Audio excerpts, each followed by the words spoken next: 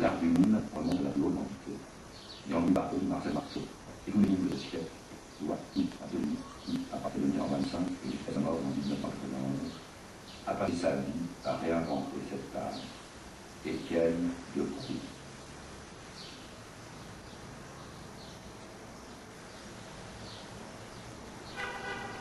C'est la nuit. Le théâtre est désert et hanté. Le lieu est particulier, ouvert, vailleté, du dépôt des innombrables instants présents successifs, dont le spectacle pendant 3 heures la revêtue. La salle, où craque un dernier fauteuil, vibre à peine encore de l'écho de ce monstrueux battement de cœur collectif, étant vers le même silence absolu qui règne sur la scène, maintenant vide de toute illusion. La salle comme un amoncellement d'ossements, la scène comme une énorme mémoire de silence figé glace. Le temps s'est arrêté, tout point de paix. L'air, comme une poussière, repose. Mais qui apparaît là du fond de la scène? Cet être, il a pris une boule, avance lentement comme ces navires explorateurs qui se font un passage dans la banquise. Avec sa poitrine en forme de brèche, il se met devant lui, l'air pris en jeu. Le chagrin de ses côtés conduit une vanne enlevée, et dans son sillage, un petit cône tourbillonnant le suit. Quel est cet homme qui, entreprend de faire fondre le silence par son seul mouvement? Cet homme, c'est le mime. La danse est l'enfant de la musique. La pantomime est l'enfant du silence. On passe sur la scène pour être naturel. La scène un instant de cérémonie.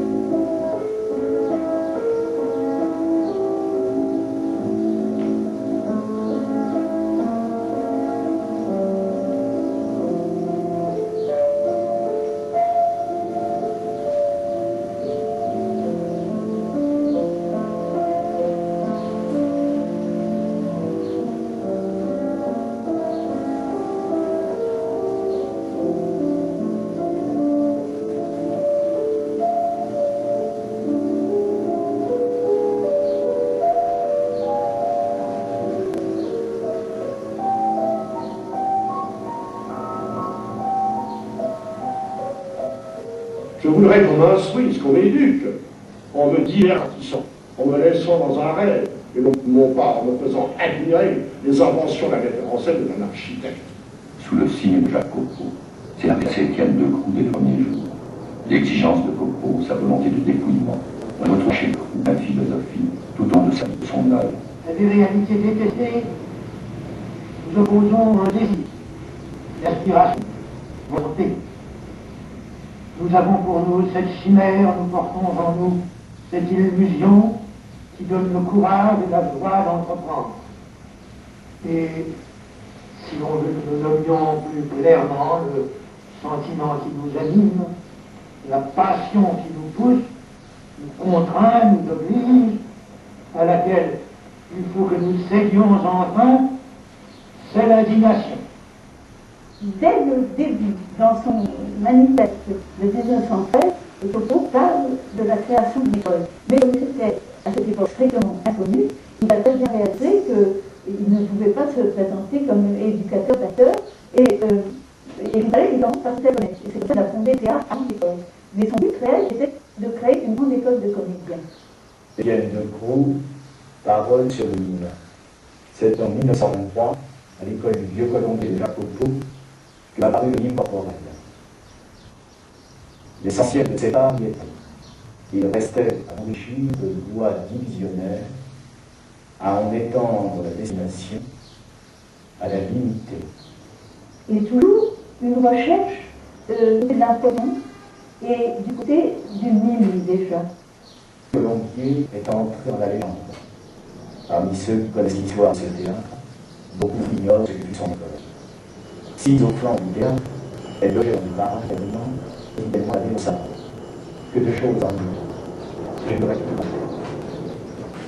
Ainsi, tous ces oiseaux sont séparables, aux scales merveilleuses, ne venaient pas plus au monde. Sans Suzanne B, il n'y avait personne. On lui donnait aux futurs comédiens les cours suivants: acrobatie au tapis, athlétisme stable, gymnastique ordinaire, danse classique, mime corporelle, pose de voix, diction ordinaire, déclamation commandée d'une loge japonaise, chant, modage, histoire de la musique, du costume, de la vie, de la littérature, du vers, du théâtre, et j'en passe. C'est le CMC, une commune, et De la création de l'exercice, donc je vous ai dit tout à l'heure que avait eu la découverte, je ne sais plus exactement quelque chose comme ça, il y avait un choc.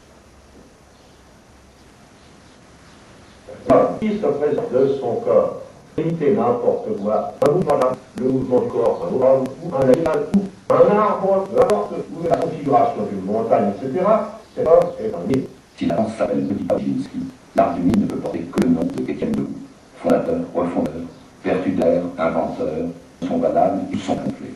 Et de le mime, l'archétype de l'art, interprète premier.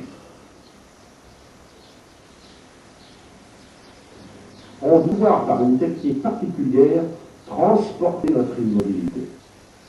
Et un art de toute pièce, un art du silence, un art du corps, demande une gravité. Il faut là et chaque geste, l'analyser, le nommer, le classer, et lui les formes politiques. Versification, souplesse de langue, et rigidité de la forme de l'Alexandre appliquée de commun. Ceci le grand œuvre de Decroux en s'appuie. Quand j'ai été coup, j'ai entendu dans Jésus-Mine, maintenant de la mettre dans un métier, c'est-à-dire le talent. J'ai une belle que la grève de la danse, Paris, que la grammaire du théâtre. Il n'est pas là de remplacer les mots par des gestes, mais c'est la vie, c'est-à-dire que le mime doit seulement révéler par l'attitude intérieure, par le geste essentiel, la pensée qui ne doit pas toucher. On a l'impression que M. Decroux cherche à s'enraciner dans le solide. Vous pouvez créer le mouvement lié par nous. Comme il faut créer le visible, l'invisible, Parce qu'il ne faut pas que sa voix soit présent et invisible. On peut bouger de place, qui a priori est d'abord. Ah oui. Les gens qui font des visages et qui c'est la bonne dimension, n'est-ce pas, que de suivre un sens, c'est qui caractérisait ce temps que nous mettons, si vous voulez, long, et évidemment les gens vont s'exprimer.